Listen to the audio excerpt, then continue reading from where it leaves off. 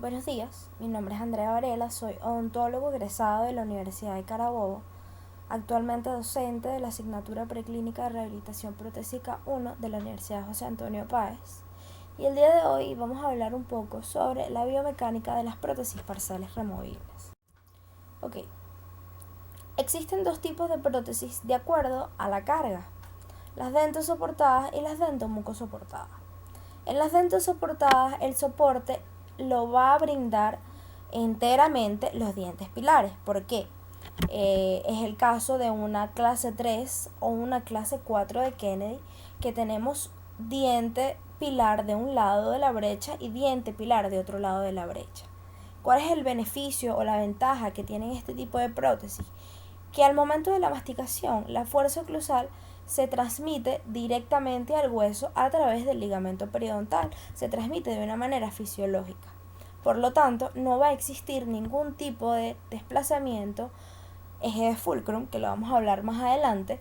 No va a existir ni movimiento ni desplazamiento a nivel gingival, horizontal u oclusal, o va a estar muy disminuido, ya que la prótesis no es enteramente rígida ni puede estar anclada fijamente, porque es una prótesis removible. No va a existir este desplazamiento, a diferencia de las dentomucosoportadas, que tienen un soporte mixto, porque va a estar brindado por los dientes y por el tejido que recubre el reborde alveolar residual. ¿Qué pasa? Aquí se nos complica un poquito. ¿Por qué? Porque al momento de usar la prótesis, va a existir mayor movimiento durante la función masticatoria, porque no tienes soporte brindado por el diente de ambos lados de la brecha. Entonces va a haber mayor movimiento, el diseño va a ser más crítico. Pero ¿qué pasa? Podemos disminuirlo con todos los elementos rígidos y componentes de apoyo y de retención de la prótesis. Se puede disminuir este movimiento. Ok, entrando en biomecánica. En términos de ingeniería mecánica, la prótesis va a sufrir estrés bajo la carga masticatoria en los tejidos. Este estrés es equivalente a la fuerza aplicada a lo largo del área de contacto, bien sea los dientes o los tejidos. ¿Qué pasa? Este estrés va a actuar produciendo tensión en estos tejidos y se va a traducir en una carga de desplazamiento en los dientes y en el tejido. ¿Qué pasa? Como las prótesis removibles no están ancladas fijamente, se tienen que controlar estos movimientos, que van a ocurrir en las dentomucosoportadas, clase 1 y clase 2 de Kennedy, que como tienen la carga de distinta naturaleza o es de carga mixta, no se puede impedir el movimiento. Va a existir un eje de fulcro, que lo vamos a hablar más adelante, lo voy a explicar. Y como bien saben, la prótesis dentosoportada clase 3 o clase 4 de Kennedy no va a existir movimiento o va a ser casi nulo, porque como tienen pilares anterior y posterior a la brecha de déntula, va a brindar un soporte ideal para controlar estos movimientos, a diferencia de las dentomuco, que tenemos que jugar con todos los elementos de la prótesis parcial removible, rígidos, apoyos, conectores y retenedores, para poder controlar estos movimientos. Las prótesis dentosoportadas no están sujetas a fuerzas de palanca y no existe eje de fulcro. Ok, al no tener retención directa, porque no tenemos un diente pilar en la parte posterior de la brecha de déntula, porque es una clase 1, podemos asumir que la foto es de un paciente clase 1 de Kennedy, que es una brecha de déntula bilateral posterior. Entonces, no tener retención en la parte posterior, sumado a que hay distintos soportes porque es dentomuco, esto va a ser el responsable de que haya una rotación totalmente en la base de la prótesis al momento de la masticación. Está comprobado científicamente que, lo pueden buscar en la literatura, que el grado de desplazamiento, de intrusión o de movimiento entre un diente, el tejido dentario y la mucosa que recubre el reborde alveolar residual, es totalmente diferente. En un diente pilar, la fuerza transmitida a través del ligamento periodontal al hueso es de 0.2 milímetros de movimiento o de intrusión. y en la mucosa del reborde alveolar residual es de 2 a 4 milímetros de movimiento. Entonces, aquí vemos la diferencia y vemos cómo puede ser el desplazamiento. En las dentomuco van a existir 3 ejes de rotación, alrededor de los cuales la prótesis a extensión distal, clase 1 o clase 2, bilateral o unilateral, va a realizar esos movimientos rotacionales. Ya los vamos a conocer más adelante. Okay. ¿Cuáles son los movimientos posibles en una prótesis a extensión distal? En el plano horizontal, vamos a tener que el plano horizontal es el eje que pasa a través de los pilares posteriores. También es llamada línea de fulcro o línea de fulcrum y va a constituir el eje de rotación de la prótesis a extensión distal. Aquí, como podemos ver en la imagen, tenemos una clase 1 de Kennedy con su estructura metálica.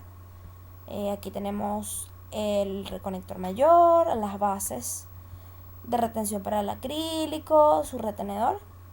Entonces, ¿qué pasa? El eje de fulcrum es una línea imaginaria que va a pasar por detrás o a través de los pilares posteriores, ¿ok? Él va a hacer un eje de rotación. ¿Qué pasa? Va a ser uno de los movimientos que se ocasionan en este plano es el desalojo. ¿Cómo se va a causar el desalojo? El desalojo de la prótesis va a ser causado por la fuerza que va a ejercer el alimento al momento de la masticación. Esto, como podemos ver en la imagen de aquí arriba, con una caña de pescar, es una palanca de tercer género. Más adelante la van a conocer, pero para que lo sepan, esto es un movimiento de desalojo. ¿Cómo podemos evitar este movimiento? Ya les había dicho que a través de los conectores, los conectores y los componentes rígidos de la estructura metálica, o sea, del diseño de la prótesis, vamos a contrarrestar un poco estos movimientos. El desalojo se va a resistir por la acción del brazo retentivo, del retenedor directo en los dientes pilares, y también por los conectores menores, retenedores indirectos y estabilizadores. ¿Ok? Aquí vamos a entrar en la línea de fulcrum. Como bien dije, es una línea imaginaria que pasa a través de los apoyos principales, más posteriores y bilaterales. ¿Por qué? Porque esto solamente se da en clase 1 y clase 2 de Kennedy. También lo podemos ver en clase 4, pero es sumamente importante en la clase 1 y la clase 2 de Kennedy.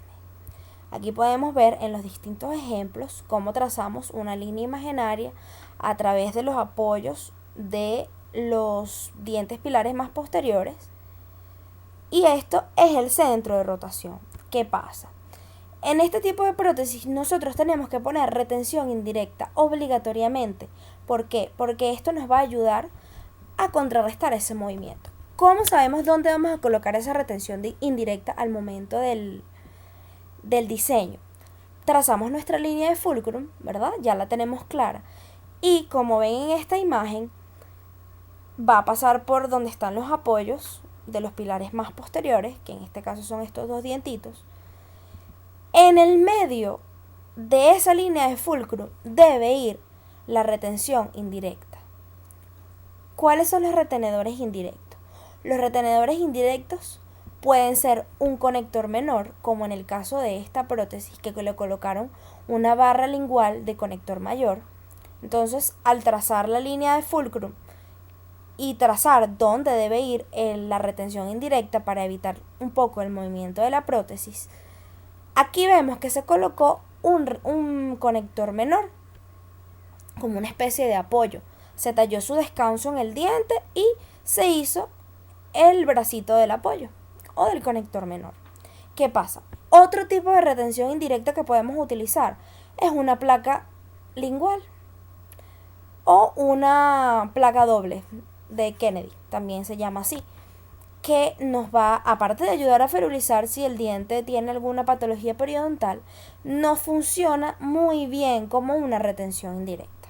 ¿Okay? Continuando con los movimientos posibles en una prótesis a extensión distal tenemos otros dos planos, el plano sagital y el plano vertical. El plano sagital es el eje longitudinal que pasa por el apoyo oclusal del diente, que está vecino a la brecha dentula, por supuesto, y pasa a través de toda, o por encima, mejor dicho, de toda la cresta del reborde alveolar residual. ¿Qué pasa? Esto va a causar un movimiento de rotación por encima de la cresta al momento de la masticación. Las fuerzas de torsión no es más que movimientos rotatorios. Y estas fuerzas van a estar resistidas por los componentes rígidos, conectores mayores y conectores menores de la prótesis. El plano vertical es un eje que está perpendicular al plano horizontal y está situado cerca del centro del arco dentario. ¿Cuál es el centro del arco dentario? La línea media, que la podemos situar por lingual de los incisivos, bien sea superiores o inferiores. El movimiento en este plano va a aparecer debido a las fuerzas horizontales, diagonales, que va a tener el paciente al momento de la masticación. Sabemos que al masticar tenemos muchos patrones masticatorios que no son generalmente bilaterales. Hay movimientos horizontales, verticales, diagonales. Entonces va a existir movimiento. No se imaginen que, sí hay un movimiento por cada plano para explicarlo más específico, pero al momento de la masticación puede existir cualquiera de los movimientos. Puede existir desalojo, pueden existir todos combinados. Pero aquí los estamos estudiando un poco más separados, un poco más extensos cada uno. Este movimiento en el plano horizontal, retomando, va a estar resistido por los componentes estabilizadores, brazos recíprocos y conectores mayores. Aparte de retención y todo eso, los componentes de la prótesis, rígidos, conectores mayores, conectores menores, las diversas partes de la prótesis removible, nos van a ayudar mucho a disminuir estos movimientos, sobre todo en las dentomovibles. Ahora vamos con el sistema de palanca. ¿Qué son las palancas? ¿Qué es una palanca? La palanca es una barra rígida que está soportada en algún punto de entre sus dos extremos. El punto de apoyo de la palanca se denomina fulcrum. Aquí lo podemos ver en este ejemplo. O aquí, el punto de apoyo es el fulcrum y en torno a él se mueve la palanca. La palanca de primer género es como un sube y baja, ¿ok? Entonces, de acuerdo a la ubicación del punto de apoyo, ellas se van a clasificar en primer género, segundo género y tercer género. Como bien ya expliqué, el tercer género, la palanca de tercer género, solamente va a ocurrir al momento del desalojo. ¿Sí? El principio de palanca lo descubrió Arquímedes. Él fue el que dijo, dame una palanca y moveré el mundo. Fue Arquímedes. Y él explicó toda esta teoría. Entonces, el sistema de palancas en las prótesis dentomucosoportadas. De acuerdo a la ubicación del apoyo, se va a determinar, como ya lo dije, qué palanca, qué género es. Aquí podemos ver también una prótesis, vamos a decir clase 2, porque ya dije clase 1, donde tenemos el diente pilar y aquí se ve el reborde alveolar residual. ¿Ok? Entonces, tenemos el punto de apoyo, la resistencia, ¿verdad? Que lo da la resistencia o la retención que lo da el brazo retenedor el brazo retentivo del retenedor, y la E, que viene siendo la fuerza masticatoria, porque es la carga que tenemos en este caso. En este otro ejemplo podemos observar cómo está dispuesto que el punto de apoyo está entre la resistencia o la retención y la fuerza, que en este caso es la fuerza masticatoria. Entonces, de acuerdo a esa ubicación, se clasifican las palancas. ¿Qué pasa? En una prótesis dentosoportada, esto es muy importante que lo entiendan, y si no lo entienden deben preguntar y aclarar todas las dudas que tengan. Porque si nosotros en una dentomucosoportada, al diseñar, causamos o colocamos los retenedores y el apoyo, formando una palanca de primer género, va a ocurrir un daño muy muy grave en los tejidos del diente. Ya les voy a explicar por qué. Y eso es un daño gravísimo para el paciente, ¿ok? En las dentosoportadas sí se puede utilizar. ¿Por qué? Porque tienes la misma carga. Y en las dentomuco es una carga mixta, es una carga diferente. Entonces, tenemos el fulcrum, que es el punto de apoyo, la fuerza, y tenemos la resistencia o la retención. Esto podemos observar, vamos a decir que es un retenedor de tipo Aker. El tipo Aker, ya se hicieron su tarea, obviamente, saben que está indicado en dentosoportada, en clase 3 de Kennedy sobre todo, y en clase 4 puede ser de acuerdo a la estética. Entonces, en este retenedor, el apoyo que viene siendo el punto, el fulcrum o el punto de apoyo, va a ser el apoyo del retenedor, está situado mesial a la brecha de déntula, es decir, está cerca de la brecha de déntula, es vecino a la brecha de déntula. Si nosotros situamos el apoyo mesial a la brecha de déntula, al momento que ocurran las cargas masticatorias, va a producir una fuerza negativa en el diente pilar y va a extraer el diente pilar. Aparte de toda la reabsorción ósea que va a causar, va a extraer el diente pilar porque al incidir la carga en el reborde residual, el brazo del retenedor hace esto, que se llama efecto cantilever. El efecto cantilever, como podemos ver, tenemos una barra fija en un solo lado y al momento de que ocurre la fuerza, se mueve para arriba y para abajo, haciendo como un sube y baja. El problema es que este sube y baja va a extraer el diente pilar. Por eso es que en la dentomucosoportada está prohibido utilizar retenedores de este tipo, porque causa este tipo de fuerza. Cuando se usa, aquí lo pongo, cuando se usa el apoyo oclusal en distal del pilar o mesial a la brecha de déntula, que son los retenedores directos circunferenciales con la retención mesiovestibular, aquí podemos observarla, y con apoyo disto-oclusal se va a formar la palanca de primer género. ¿Qué debemos hacer en estos casos? Formar una palanca de segundo género, como está en el ejemplo. ¿Cómo formamos estas palancas de segundo género? Utilizando los retenedores de tipo barra. ¿Por qué? Al nosotros colocar el descanso o el punto de el descanso no, el descanso es lo que se talla en el diente. El apoyo, que va a ser nuestro fulcro, vamos a colocarlo distal a la brecha de déntula. Vamos a modificar la palanca y vamos a formar una palanca de segundo género. Todos los retenedores de barra, el punto de apoyo lo tienen distal a la brecha de déntula.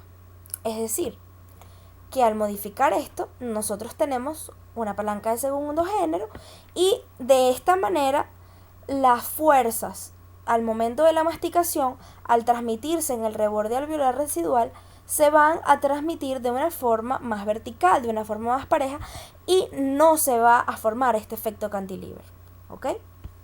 Si tienen alguna duda, por favor, necesito que me la comuniquen porque tienen que tener esto muy claro porque ya vamos a empezar a diseñar. ¿Cuáles son las conclusiones de este tema de biomecánica? Puntos muy específicos. La biomecánica es esencial al momento de diseñar prótesis con extensión distal, clase 1 y clase 2 de Kennedy. En las prótesis dentomucosoportadas, clase 3 y clase 4, no se va a sufrir fuerza de palanca.